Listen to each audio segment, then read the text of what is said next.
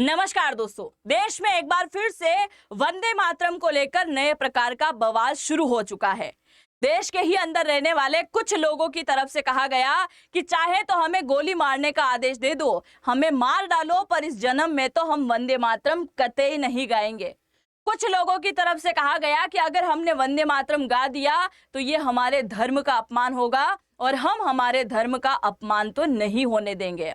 यहां तक कि बदले में कुछ लोगों ने जवाब देते हुए कहा कि भारत में रहना है तो वंदे मातरम तो गाना ही पड़ेगा, और अगर वंदे मातरम नहीं गा सकते तो अपने बोरिया बिस्तर उठाते हुए सीधा भारत के पड़ोसी देश पाकिस्तान की तरफ जा सकते हैं। हमें इससे कोई आपत्ति नहीं, पर अगर यहां रहोगे तो वंदे मातरम तो गाना पड़ेगा, उसका अपमान तो हम नहीं करने देंगे। आज के इस वीडियो में हम चर्चा करने वाले हैं कि आखिरकार पंडित नेहरू ने सबसे पहली बार वंदे मातरम का अपमान क्यों किया था। पूरे वंदे मातरम को राष्ट्रीय गीत के रूप में अपनाने से पहले केवल वंदे मातरम के 2 छंद को पूरे देश के अंदर लागू क्यों किया था, ऐसा करने की पीछे की वजह क्या है और आज इसे लेकर क्यों कंट्रोवर्सी बनी हुई है, आज देश के लीडर वंदे मातरम को लेकर क्यों लड़ा रहे हैं, उसके बारे में भी आज के इस वीडियो में हम चर्चा करेंगे। क्योंकि जिस प्रकार से हम हमारे ध्वज का अपमान नहीं देख सकते, राष्ट्रगान का अपमान नहीं देख सकते, वैसे ही हम हमारे राष्ट्रगीत का अपमान भी नहीं देख सकते। तो शुरुआत करते हैं आज के इस वीडियो की और जानते हैं इसकी पूरी जानकारी। मेरा नाम है अंजलि और मैं आप सभी का स्वागत करती हूं अंजलि जोशी के यूट्यूब प्लेटफॉर्म पर। सबसे पहले आप जरा यहां पर देखिए, ये जो आपको दिखाई दे रहे हैं ये हैं बंकिम चंद्र चटर्जी। 1870 के दशक से लेकर 1880 के दशक के बीच में इन्होंने वंदे मातरम को लिखा और वंदे मातरम उस समय लोगों को इतना ज्यादा पसंद आया कि हर लोगों की जुबानी केवल वंदे मातरम ही चढ़ चुका था। समय बीता और जब भारत के अंदर अंग्रेज राज कर रहे थे और इन अंग्रेजों को छिड़ाने के लिए, इन्हें वापस यहां से भगाने के लिए अगर कोई नारा दिया गया था तो वो नारा था वंदे मातरम। यानी अंग्रेजों को छिड़ाने के लिए अगर सबसे प्रसिद्ध कोई नारा बना था तो वो था वंदे मातरम। अब धीरे धीरे वंदे मातरम भारत के हर एक लोगों को याद होने लगा था और इसी बात से भारत के अंदर रहने वाली एक कौम बुरी तरीके से चिड़ी हुई थी, और वो कौम आप बहुत अच्छे से समझ रहे होंगे। उसकी तरफ से कहा गया कि वंदे मातरम तो हम कतई नहीं गाएंगे, अगर वंदे मातरम हमने गा दिया तो ये हमारे धर्म के प्रति अपमान होगा। अब ऐसा क्यों कहा गया, आगे आप जरा सुनिए। तो इनकी तरफ से एक नए प्रकार का विवाद जो ही कानाफूसी में चल रहा था, बड़े लेवल पर विवाद नहीं चल रहा था। कई सारे ग्रुप इकट्ठा हो होकर बोल रहे थे कि हमें वंदे मातरम नहीं गाना चाहिए, क्योंकि वंदे मातरम के पहले और दूसरे छंद में तो सब कुछ सही है, पर जैसे ही तीसरा छंद शुरू होता है तो उसमें मातृभूमि को नमन करने की बात कही गई है। और हमारे धर्म में तो मातृभूमि जैसा शब्द ही नहीं है। यहाँ देवी शक्ति को नमन करने के बारे में कहा गया है, यहाँ देवी को पूजने के बारे में कहा गया है, और सबसे बड़ी बात भारत माता को नमन करने के लिए कहा गया है। हम क्या भारत को माता मानते हैं? हम इसे नमन नहीं करेंगे। तो ऐसी कई प्रकार की बातें कानाफूसी होने लगी कि हम वंदे मातरम नहीं गा सकते, क्योंकि अगर हमने गा दिया तो यह हमारे कौम का सबसे बड़ा अपमान होगा।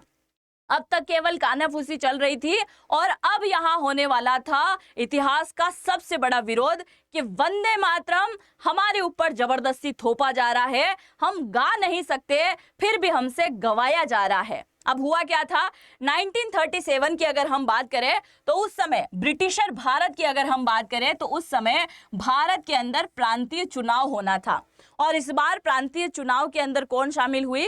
कांग्रेस सरकार शामिल हुई, कांग्रेस पार्टी यहां शामिल हुई।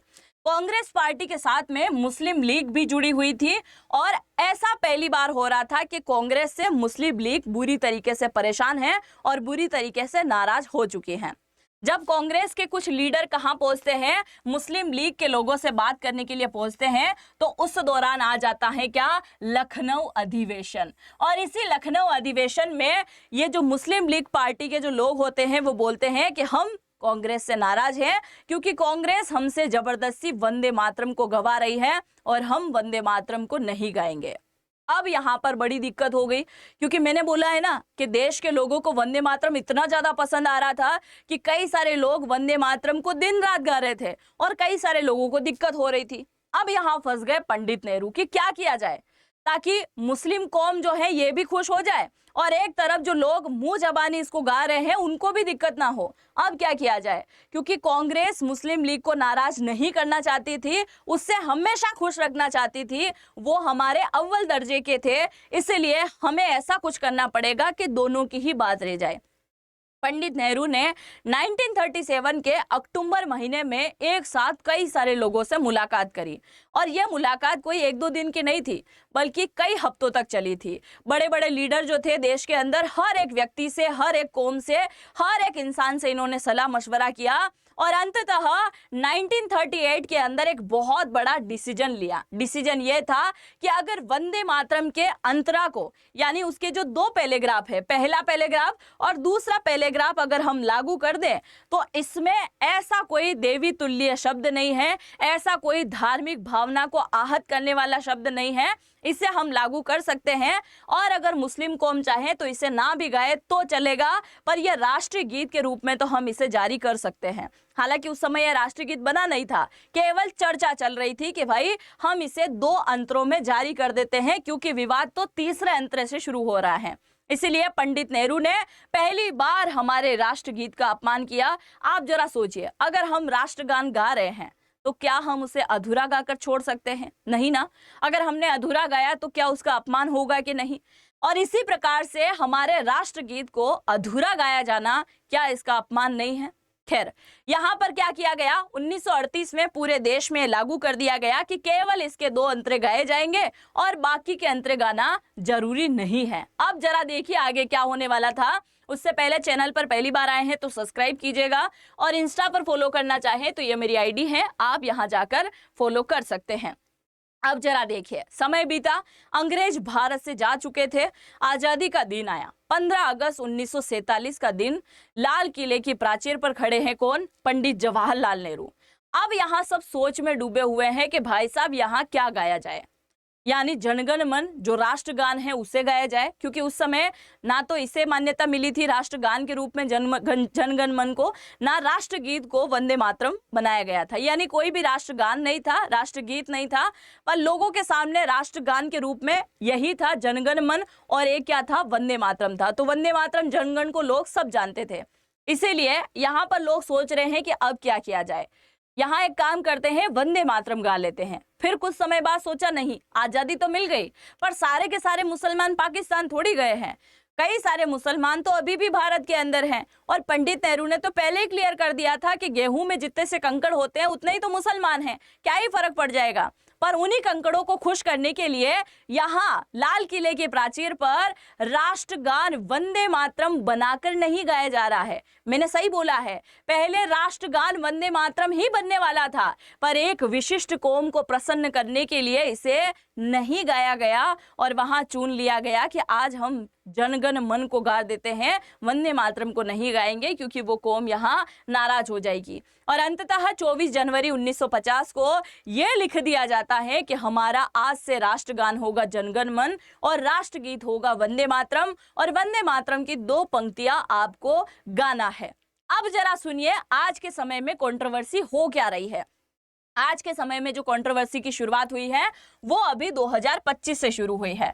7 नवंबर 2025 को क्या हुआ था, वंदे मातरम की 150वीं वर्षगांठ का समारोह आयोजित किया गया। किसकी तरफ से किया गया? बीजेपी पार्टी की तरफ से किया गया। और यहाँ बीजेपी की तरफ से जो बीजेपी शासित राज्य है उनके अंदर आदेश दिया गया, जैसे कि हम बात करते हैं मध्य प्रदेश की, बात करते हैं महाराष्ट्र की, बात करते हैं उत्तराखंड की, उत्तर प्रदेश की, और यहाँ तक कि असम की, अरुणाचल प्रदेश की। ऐसे राज्य जहां पर बीजेपी शासित हैं उन सभी राज्यों में यह आदेश दिया गया कि आज जितने भी स्कूल हैं वहां पर अनिवार्य रूप से आपको वंदे मातरम गवाना है, और वो वंदे मातरम पूरा का पूरा गाना है, केवल विशेष दो छंद नहीं, पूरा का पूरा वंदे मातरम आपको यहाँ पर गाना होगा। जैसे इस प्रकार का स्टेटमेंट दिया तो भारत के कई सारे महानुभाव बाहर निकल के आए और उनको लगा कि हम यहाँ पर हमारी विशिष्ट कौम को प्रसन्न कर सकते हैं, इसके लिए स्टेटमेंट आना शुरू हो गया। सबसे पहले स्टेटमेंट आता है एसपी समाजवादी पार्टी की तरफ से स्टेटमेंट आता है कि सरकार वंदे मातरम को जबरदस्ती थोप रही है। भाई साहब, थोपा क्या जा रहा है? पहले दो छंद गाते थे, अब पूरा गाने के लिए बोला जा रहा है ताकि अपमान ना हो। ये बोल रहे हैं कि जबरदस्ती थोपा जा रहा है। फिर CR केशवन जो बीजेपी पार्टी से आते हैं, उनकी तरफ से स्टेटमेंट आता है कि पहले भी कांग्रेस मुसलमानों से डरती थी और आज भी डर रही है कि हमारे लीडर कुछ कर नहीं पा रहे हैं, अगर हमें जबरदस्ती गाने के लिए बोल दिया गया तो क्या होगा, पर अब तो गाना ही पड़ेगा। ये किसकी तरफ से स्टेटमेंट आया? CR केशवन की तरफ से। राजा मोहन यूनिथन, ये हैं केरल के सांसद, केरल के अंदर बैठते हैं, कांग्रेस पार्टी से आते हैं। इन्होंने अभी कल के दिन एक नए प्रकार का स्टेटमेंट दिया है। कल यानी अभी 10-11 तारीख को स्टेटमेंट दिया गया था अगस्त की, है ना, और 11 ही अगस्त को शशि थरूर का स्टेटमेंट भी आया था।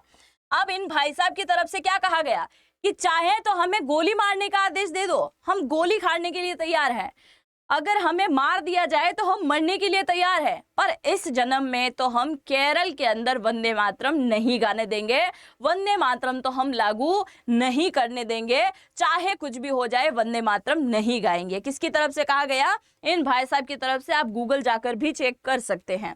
फिर हम बात करते हैं शशि थरूर, तो शशि थरूर की तरफ से कहा गया कि जबरदस्ती थोपते हुए और 15-20 मिनट ज्यादा खड़े रहना की जो हमें दिक्कत है उसके लिए आप कोशिश कर रहे हैं। यानी इन भाई साहब को राष्ट्रगान जब गाया जाता है 52 सेकंड के लिए तो इनको दिक्कत नहीं है, पर जब वंदे मातरम गाया जाएगा तो वंदे मातरम के दौरान और कुछ मिनट के लिए इन्हें खड़ा रहना पड़ेगा। इसीलिए शशि थरूर को आपत्ति हो रही है कि जबरदस्ती हमारे ऊपर थोपना बंद करो। इसके अलावा अगर हम बात करें कि कुछ और लोगों की तरफ से स्टेटमेंट दिया गया, जैसे सबसे पहले हम जाने महेंद्र रामदास, जो कि ब्रज के अंदर रहते हैं और राष्ट्रीय संत हैं। इनकी तरफ से स्टेटमेंट दिया गया कि भारत के निवासियों को वंदे मातरम गाना ही चाहिए, क्योंकि वंदे मातरम यानी हम हमारी मातृभूमि को नमन करते हैं और हम भारत को माता मानते हैं, तो मातृभूमि को नमन करने में क्या दिक्कत है? और अगर आप फिर भी इसे नहीं गा सकते तो इसका मतलब आप भारत के निवासी नहीं हैं, और अगर भारत के निवासी नहीं हैं तो आपका बहुत ज्यादा प्रेम उमड़ रहा होगा पाकिस्तान को लेकर, तो बढ़िया है कि आप पाकिस्तान जा सकते हैं। ये किसकी तरफ से कहा गया है? इन संत महात्मा की तरफ से कहा गया है। फिर असरुद्दीन ओवैसी की अगर हम बात करें तो ये बोलते हैं कि हमारे धर्म में देवी को नमन करने लायक ऐसी कोई बात नहीं लिखी गई है। लिखेगा भी कैसे तुम्हारा धर्म, क्योंकि महिलाओं का केवल अपमान करना जानता है, महिलाओं का सम्मान करना तुम्हारा धर्म जानता भी नहीं है। तो देवी वंदन करने की बात कही गई है तो उसे हम वंदन नहीं कर सकते, क्योंकि ये हमारे कौम में, हमारे धर्म में नहीं सिखाया जाता, हम नहीं करेंगे। इसके अलावा शुभेंदु अधिकारी की तरफ से कहा गया कि भारत में रहना है तो वंदे मातरम तो गाना ही पड़ेगा, और इसको आपको गाना पड़ेगा कैसे? इसके लिए सरकार ने खतरनाक वाला कानून भी बनाया है, उस कानून को जरा पढ़ लेना। और ममता दीदी बोल रही है हम नहीं गाएगा, भाई कुछ भी हो जाए हम तो गाएगा ही नहीं। आप जरा देखिए, ये सारी कंट्रोवर्सी देखते हुए मोटा भाई आ गए हैं फॉर्म में, और मोटा भाई बोलते हैं कि भाई अब हम एक नए प्रकार का बिल लेकर आए हैं, जरा बोल के दिखाओ कि हम वंदे मातरम नहीं गा सकते। इसके लिए क्या हुआ है, अभी हाल ही में prevention of insult to national honour amendment bill जो है 2026 में अभी लाया गया है जुलाई के महीने में। इनकी तरफ से क्या किया गया, इस बिल में यह कहा गया कि भाई अब जो है आप राष्ट्रगीत वंदे मातरम का अपमान नहीं कर सकते। अगर आपने अपमान किया तो आपको 3 साल तक की जेल की सजा हो सकती है और एक बहुत बड़ा जुर्माना लग सकता है। ये जो अमेंडमेंट लाया गया है, ये अमेंडमेंट ठीक 1971 के दौरान जो अमेंडमेंट लाया गया था उसी के अंदर इसे जोड़ा गया। क्या हुआ था 1971 में? Prevention of insult to national honour amendment 1971 लाया गया था, और उस दौरान 1971 में यह कहा गया था कि राष्ट्रीय ध्वज का आप अपमान नहीं कर सकते, दंडनीय अपराध है। राष्ट्रीय ध्वज के साथ साथ आप संविधान का अपमान नहीं कर सकते, दंडनीय अपराध है, और राष्ट्रगान का आप अपमान नहीं कर सकते, दंडनीय अपराध होगा। अब ये 3 चीजें तो पहले से लिख दी गई थी, राष्ट्रीय ध्वज, संविधान और राष्ट्रगान। अब इसके अंदर राष्ट्रीय गीत को भी ऐड कर दिया गया है।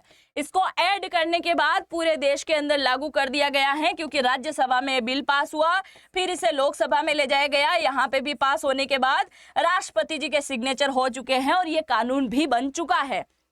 यानी अब देश का कोई भी नागरिक इसका अपमान नहीं कर सकता।